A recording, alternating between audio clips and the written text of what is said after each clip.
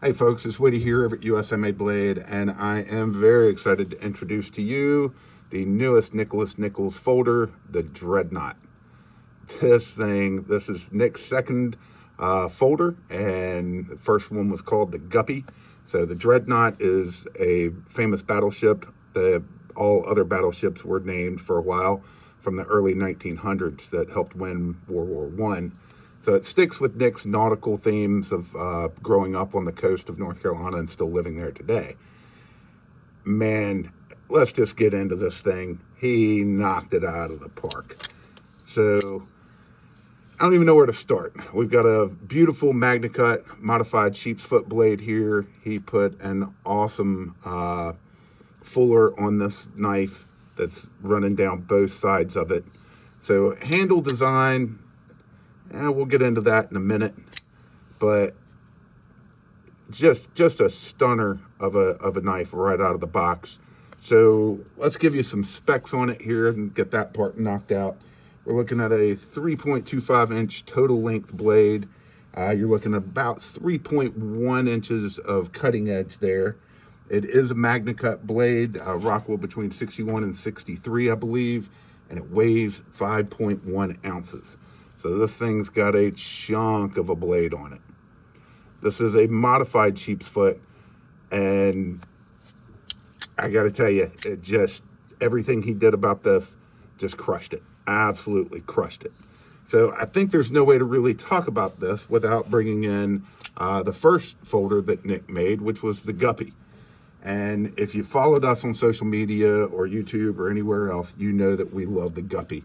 I think for it being a maker's first time designing, building, and doing a folder, that Nick did a fantastic job with the Guppy. But it had a few little things that did bother some people. So let's jump into what those were, and then we'll jump into how they were fixed on the Dreadnought. So the biggest things with the Guppy, and like I said, it's fantastic. I own one, I carry it all the time. Probably the number one biggest complaint is people thought the pocket clip was set a little too low. Now, the screws on this match up with a lot of other popular brands, so there are deep carry options out there that took care of that problem. The other probably biggest issue with this knife was people wanted some sort of other opening mechanism besides the flipper. So they wanted either a thumb stud or a fuller. So, and then the last one on this is probably the next big complaint we would ever get on this knife, which was minor, but you had a little bit more room from the time you disengaged the lock until the time you hit the detent ball. And that would interfere with getting that smooth closing action because you had to get past from here, breaking that lock, to here. So those were the three biggest complaints on the Guppy. And all were very minor. We had most people who ordered this knife loved it as is. But those were probably the biggest problems that were out there with the Guppy. So what did Nick do? Well, Nick listened. So the biggest things that he did, he took care of that detent ball. It literally, just about as soon as you unlock, you are past the detent ball. So on the other one, you can already tell he polished that. So it's a much smoother action, but then you're past that detent ball wicked fast. And that gives you that nice, very nice, smooth opening and closing action. And then once again, as we already pointed out, he put the fuller on it. So this does help. I can't really do the thumb from the side. It can be done to open it. But you've seen it in past videos, I really suck at a Spidey flick. And if I just choke my finger down just a little, I have no problem Spidey flicking this knife open.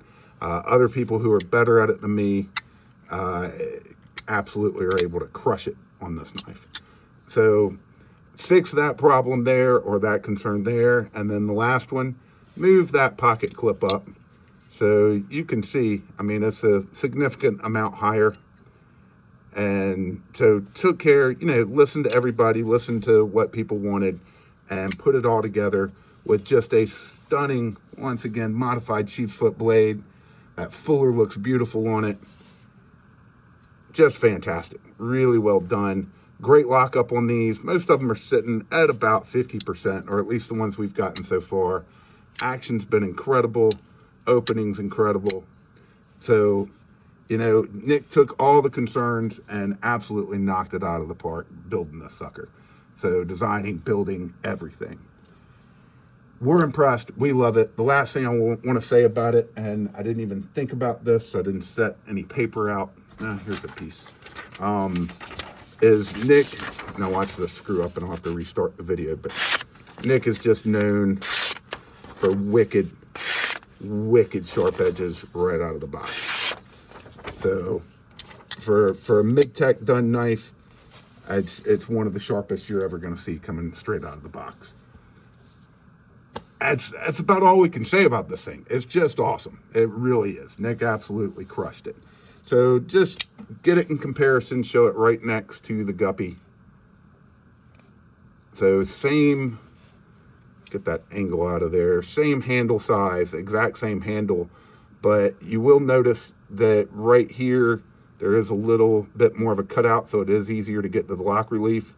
So they didn't have that on the Guppy. Outside of that, about the same length blade, exact same handle otherwise, besides the differences that I've already mentioned. So there we are compared to the Guppy. And we'll just throw a couple quick comparisons in here, and then we're going to get out of here. But so let's start. We always sell a lot of ZTO 308s, so I like to throw one in for every video. This is probably, out of all the knives we sold, I think we sold more ZTO 308s than just about anything else out there. It's no comparison on size. The 308 is just a beast, but I like to throw them in there. So let me show that back to back. And I think we got to show a Left George ESV. So you get a little more blade length out of the ESV, a little bit more handle length. All in all, about the same width across. Very, very similar. And then we'll throw in, because Nick's such a Hinderer fan, I think we have to throw in a Hinderer, and because we definitely sell a lot of Hinderers as well. Hinderer XM18 3.5. So kind of like throwing that Left George in. It's obvious the 3.5 is bigger, but let's get them up here together and you'll see it's not as much of a difference as you might think. And then we've done another video about the Guppy, so you can always look at that, but let's throw a McNeese in here. So this is a McNeese Auto. This is the 3.5 version. So very similar, very, very similar in overall size. You're just going to have a lot more heft, a lot more weight with the Dreadnought. Show those on this side.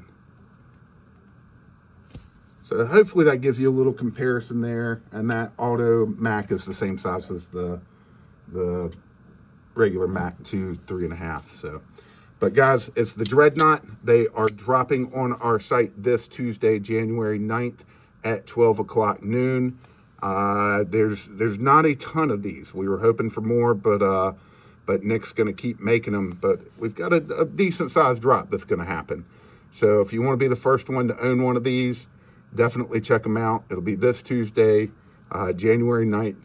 Let's see, it's 2024 now at 12 o'clock noon Eastern Standard Time.